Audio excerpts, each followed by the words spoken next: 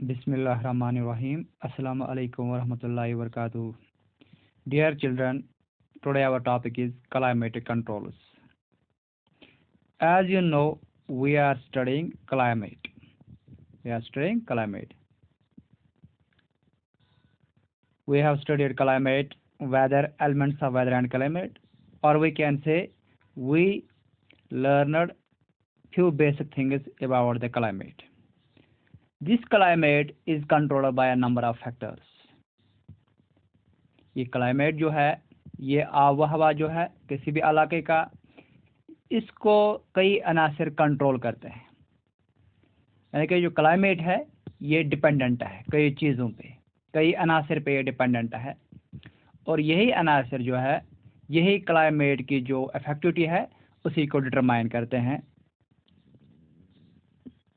तो in general हम देखते हैं, इन जनरल हर जगह, आप कोई भी जगह किसी भी मुल्क की ले लो या वर्ल्ड मैप में कोई भी जगह ले लो, टोटल हमारे पास 6 अनासर ऐसे हैं।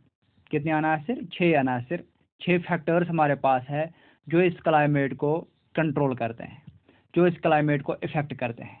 यानी कि इस क्लाइमेट जो है किसी जगह का, इसका दार मदार इन्हीं 6 फैक्टर्स पे होता है। इन 6 फैक्टर्स पे इस जगह की कुछ न कुछ खासियत है जिससे उसका जो आवा हवा है वो निर्भर करता है। ये कौन फैक्टर्स है? एक तो हो गया लैटिट्यूड, दूसरा हो गया अल्टीट्यूड, तीसरा हो गया प्रेशर एंड विंड सिस्टम, चौथा हो गया डिस्टेंस फ्रॉम सी, पांचवा हो गया ओशियनिक करंट्स, छठा हो गया रिलीफ। अब ये जो फैक्टर्स है, ये जो अनासर है जो जिनके ऊपर क्लाइमेट डिपेंड करता है, जो क्लाइमेट को इफ़ेक्ट करते हैं, जो किसी भी जगह का क्लाइमेट डिटरमाइन करते हैं, तो ये 6 फैक्टर्स को हम इंडिविजुअली अलग अलग लेवल पर स्टडी करेंगे। तो सबसे पहला फैक्टर जो है वह है लैटिट्यूड। लैटिट्यूड आप सबको पता है, पहले ही दिन हमने पढ़ाया है लैटिट्यूड क्या होते हैं, लॉन्गिट्यूड क्या होते हैं। तो लैटिट्यूड क्या है? It is an angular distance of any place from equator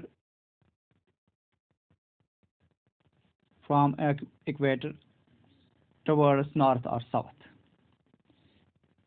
किसी भी जगह की एंगुलर डिस्टेंस है ये, नॉर्थ की तरफ या साउथ की तरफ। सादा लफ्ज़ों में हम ये कहेंगे it is an imaginary line. ये एक इमेजिनरी लाइन है जो हमारे ग्लोब पे ईस्ट वेस्ट रन करती है। For example, equator is a latitude, tropic of Cancer is a latitude, tropic of Capricorn is a latitude. Similarly there is Arctic circle, Antarctic circle, North Pole, South Pole, these are all latitudes, but these are specific latitudes. जब हम equator से शुरू करते हैं तो हमारे पास 90 latitude कहाँ की तरफ है? नॉर्थ की तरफ है।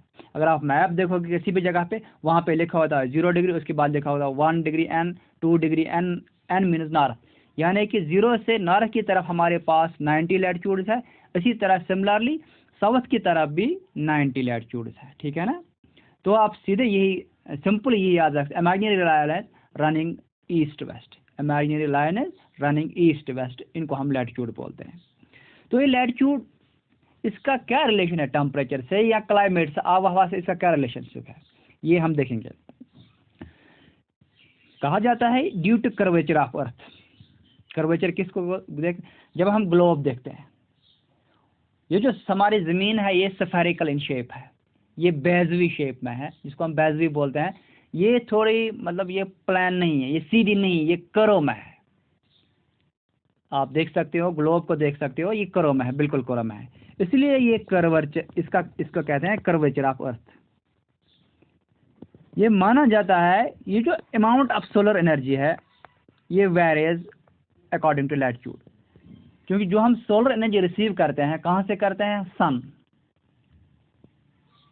सन से हम सोलर एनर्जी रिसीव करते हैं।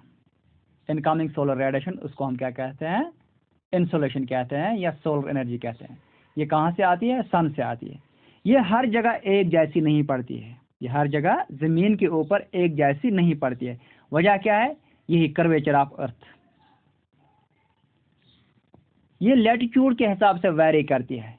अगर हम देखेंगे इक्वेटर से लेके ट्रॉपिक ऑफ कैंसर तक नॉर्दर्न हेमिस्फीयर में और ट्रॉपिक ऑफ कैप्रिकॉर्न तक साउदर्न हेमिस्फीयर में, जिस इलाके को हम ट्रॉपिक्स कहते हैं, ये मैंने पहले भी ये टॉपिक जिक्र किया है, इनमें टेम्परेचर बहुत ज़्यादा रहता है क्योंकि वहाँ सूरज की किरणें जो है वो खड़ी रहती हैं, वो वर्टिकली पड़ती है, इसलिए टेम्परेचर बहुत ज़्यादा होता है। और जब हम इन ट्रॉपिक से दूर चले जाते हैं दोनों हेमिस्फीयर्स में, नॉर्दर्न हेमिस्फीयर साउदर्न, तो धीरे धीरे टेम्परेचर कम जाता है। और जब हम पोलर्स की तरफ जाते हैं तो वहाँ बहुत कम टेम्परेचर, वहाँ बहुत, क्योंकि ये सोलर एनर्जी है, इसको बहुत सारा सफ़र तय करना पड़ता है और ये बेंड हो जाती है, तिरछी हो जाती है, तो वहाँ पे टेम्परेचर बहुत कम रहता है। तो इसीलिए हम कहते हैं ये जो टेम्परेचर है due to curvature of earth, ये क्या होता है, ये डिक्रीज होता है। कहाँ से? इक्वेटर से पोलर्स की तरफ। इक्वेटर पे ज़्यादा रहता है, ट्रॉपिकस में ज़्यादा रहता है। जो ही हम ट्रॉपिकस से दूर चले जाते हैं, चाहे नॉर्दर्न हेमिस्फीयर हो, साउदर्न हेमिस्फीयर में हो, एक तो distance of earth from sun ये बढ़ जाती है। दूसरी बार ये जो किरणें हैं सूरज की, ये तिरछी हो जाती हैं, टेढ़ी हो जाती हैं। तीसरी बात, इनको बहुत सारे एटमॉस्फेयर में क्रॉस करना पड़ता है, इसलिए ये टेम्परेचर जो है ये कम हो जाता है पोल्स की तरफ। यहाँ ट्रॉपिक्स के बैड टेम्परेचर कम हो जाता है। तो इसी से as for temperature is concerned, अब हमें समझ आ गया थोड़ा बहुत कि लैटिट्यूड कैसे टेम्परेचर को डिटरमाइन करता है, टेम्परेचर को कैसे इफेक्ट करता है, ठीक है ना। तो जो प्लेस ट्रॉपिक्स में होगा वहाँ टेम्परेचर बहुत ज़्यादा होगा, और जितनी प्लेस ट्रॉपिक्स से दूर होगी यानी पोलर्स की तरफ होती है वहाँ टेम्परेचर बहुत सारा कम होगा। इसीलिए इन सारे इलाकों का हम ये कह सकते हैं कि लैटिट्यूड जो है वो इफेक्टिव होता है किसी भी इलाके का टेम्परेचर डिटरमाइन करने में। दूसरी बात है, दूसरी टर्म है जो टेम्परेचर को इफेक्ट करता है, कंट्रोल करता है, वो है ऑल्टीट्यूड। अक्सर टर्म बोल जाती है the higher you go the cooler we feel, the higher we go the cooler we feel. जितना हम ऊंचा जाएंगे उतना हमें ठंडी महसूस होती है। आप यहाँ पे भी देख सकते हो, जब हम मैदानों में होते हैं वहाँ थोड़ी गर्मी होती है, जब हम पहाड़ी इलाकों की तरफ चले जाते हैं वहाँ ठंडी हवाएं चलती हैं। वजह क्या है?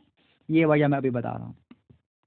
कहा जाए जो हमारा एटमॉस्फेयर है, ये ब्लैंकेट ऑफ एयर जो है, जिसने हमारे ज़मीन के साथ जुड़ी हुई है due to gravity of earth, तो कहा जाता है ये एटमॉस्फेयर जब हम ऊंचा जाते हैं ये एटमॉस्फेयर थिन हो जाता है, ये एटमॉस्फेयर डेंस नहीं रहता है, ये बिल्कुल तन जाता है। और जो मोमेंट ऑफ हीट है वो कम हो जाता है, मोमेंट ऑफ हीट जो है वो कम हो जाता है। तो इसीलिए जो हायर प्लेसेस है वहाँ टेम्परेचर कम होता है बनस्बत उन जगहों से जहाँ मैदानों में जहाँ पे कौन ये हवाएं जो है बहुत घनी होती है, ये बहुत डेंस होती है। किन के मुकाबले? हायर प्लेस के मुकाबले, क्योंकि हायर प्लेस में ये जो हवा है ये बिल्कुल मतलब ये तन जाता है, बिल्कुल ये थिन हो जाता है।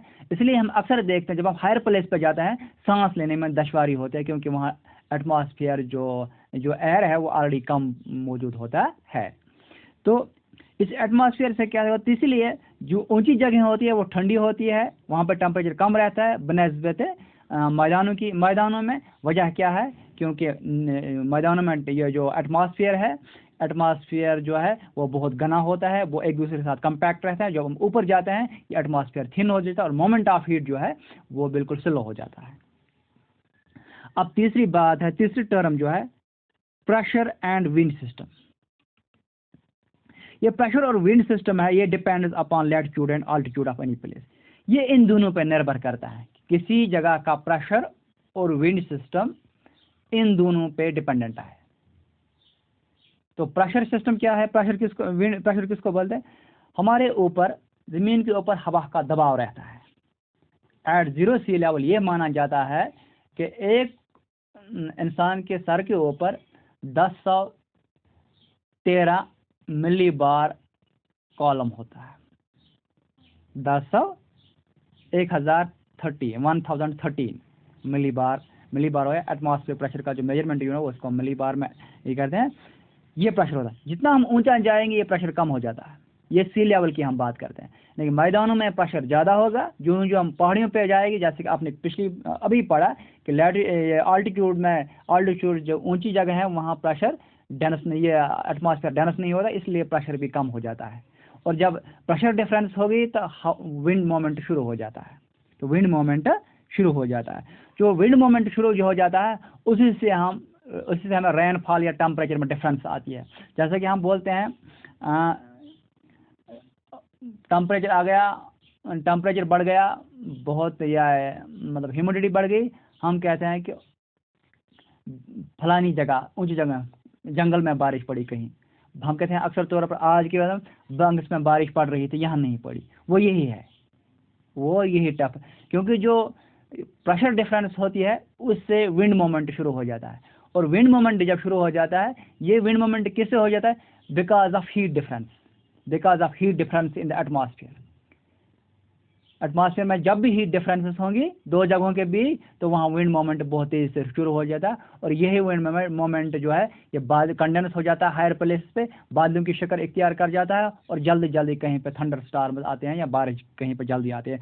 तो जब बारिशें होती है तो इससे भी टेम्परेचर डिफरेंसेस फिर हो जाती है। जहाँ पे बारिश पड़ी वहाँ पे मतलब टेम्परेचर ठंडा हो जाता है, वो इलाके ठंडे हो जाते हैं, और ये हमारे जो जिन इलाकों में नहीं पड़ी वो बिल्कुल गर्म रहते हैं।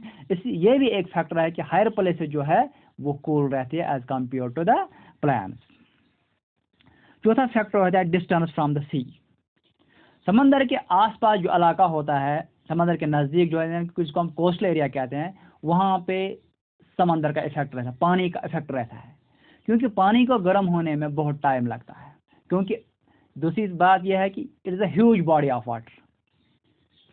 ये समंदर जो होता है ये पानी की एक बहुत बड़ा एरिया होता है, तो इसका इफेक्ट जो ज़मीन होती है वो जल्दी गर्म हो जाती है, और जो पानी होता है उसको गर्म होने में टाइम लगता है।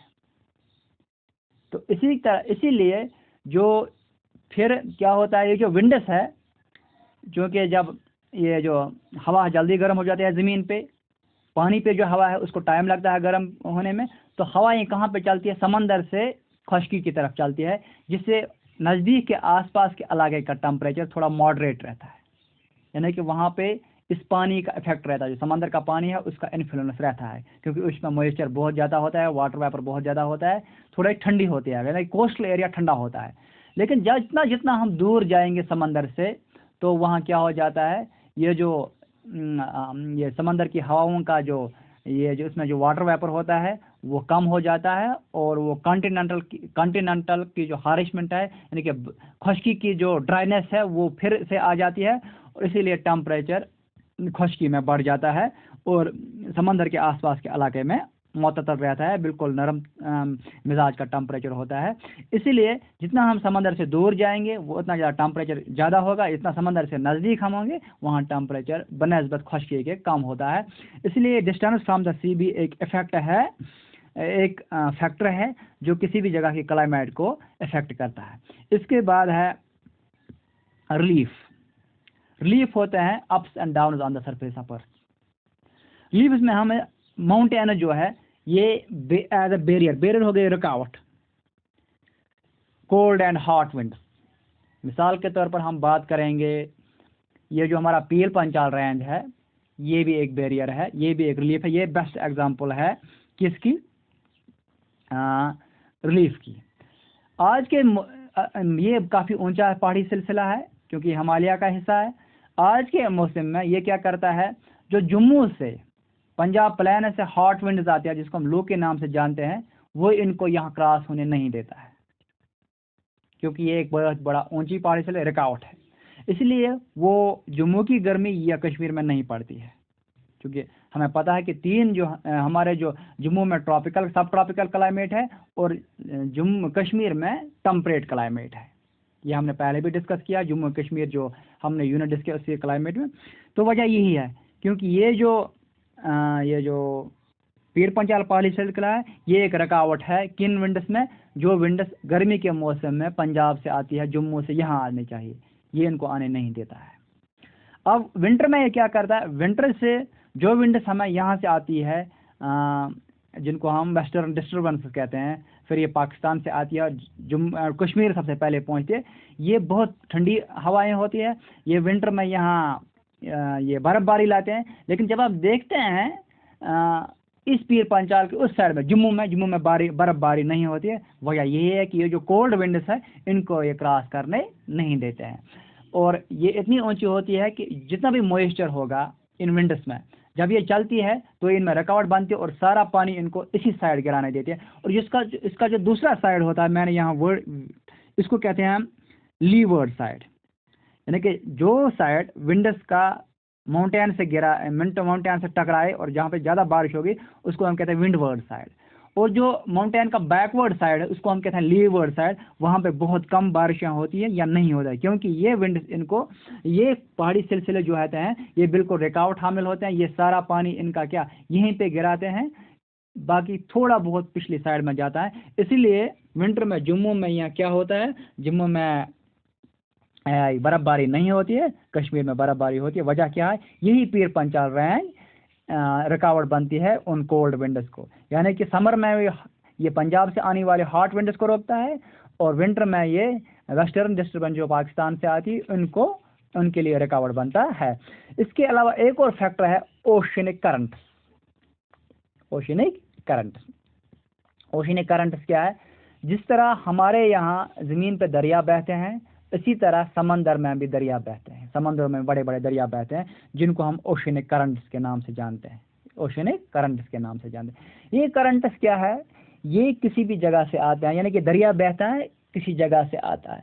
ये भी बिकॉज ऑफ टेम्परेचर डिफरेंस ये भी बहते हैं। जैसे विंड सिस्टम है टेम्परेचर, ये भी दरियाओं में ये समंदरों में जो टेम्परेचर डिफरेंस हो जाता है, तो इससे क्या होता है जो कोस्टल एरियाज होते हैं जहाँ पे ये पहुँच जाते हैं, अगर ये ओशनिक करंट वारम हो किसी गर्म इलाके से आई होगी तो ये जहाँ पे ये पहुँच जाती है उन इलाकों का टेम्परेचर ये बढ़ाती है। और अगर ये ओशनिक करंट सर्द इलाके से आई होगी, अंटार्कटिका से आई हो या आर्टिक ओशन से आ गई, तो जिन इलाकों के किनारों पे ये पहुँच जाती है, क्योंकि मैंने पहले ही भाई ये बहुत बड़े दरिया की सूरत में बहता है, तो उन इलाकों जहाँ पे अगर ये सर्द इलाके से आई होंगी तो जो ये जहाँ पे पहुँचते हैं गर्म इलाकों में, वहाँ उनका ये टेम्परेचर कम कर देता है। तो ये थे हमारे फैक्टर्स, हमारे अनासिर जो दुनिया के किसी भी क्लाइमेट को कंट्रोल करते हैं।